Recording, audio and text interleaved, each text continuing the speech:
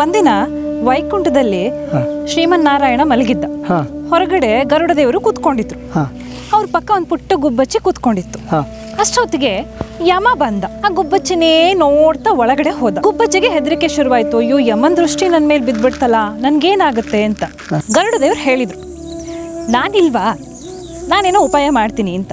ಗುಬ್ಬಚ್ಚಿ ಮರಿನ ಕರ್ಕೊಂಡು 7 ಸಾಗರ ದಾಟಿ 7 ಪರ್ವತ ದಾಟಿ ದೂರದಲ್ಲಿರೋ ಮಂದಾರ ಪರ್ವತದ ಮೇಲ್ಗಡೆ ಇರೋ ಒಂದು ಪುಟ್ಟ ಮರದ ಮೇಲೆ ಕೂರಿಸಿ ಬಂದ್ರು. ಸದ್ಯ ಗುಬ್ಬಚ್ಚಿ ಬದುಕ್ತು. ಯಮ ವಾಪಸ್ ಬಂದ.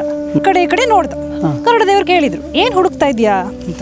ಇಲ್ಲ, ನಿನ್ ಪಕ್ಕ ಒಂದು ಗುಬ್ಬಚ್ಚಿ ಮರಿ ಕೂತಿತ್ತಲ್ಲ. ಗರುಡ ದೇವ್ರು ಹೇಳಿದ್ರು, ನಂಗೆ ಗೊತ್ತು, ಅದನ್ನೇ ಹುಡುಕ್ತಾ ಇದೀಯಾ ನೀನು ಅಂತ. ಅದು ನಿನಗೆ ಸಿಗಲ್ಲ. ಯಾಕೆ ಹುಡುಕ್ತಾ ಇದೀಯಾ ಅದನ್ನ? ಯಮ ಹೇಳ್ದ, ಯಾಕೋ ಇಲ್ಲ ಬಿಡಪ್ಪ ಅಂತ. ಗರುಡ ದೇವ್ರು ಮತ್ತೆ ಕೇಳಿದ್ರು, ಇಲ್ಲ ಯಾಕೆ ಹುಡುಕ್ತಾ ಇದೀಯಾ ಅಂತ ನನಗೆ ಹೇಳ್ಬೇಕು ನೀನು ಅಂತ.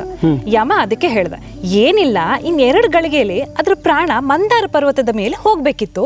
ಅದು ಇಲ್ಲಿ ಕೂತ್ಕೊಂಡು ಏನ್ ಮಾಡ್ತಿದೆ ಅಂತ ಯೋಚನೆ ಮಾಡ್ತಿದ್ದೆ ಅಂತ.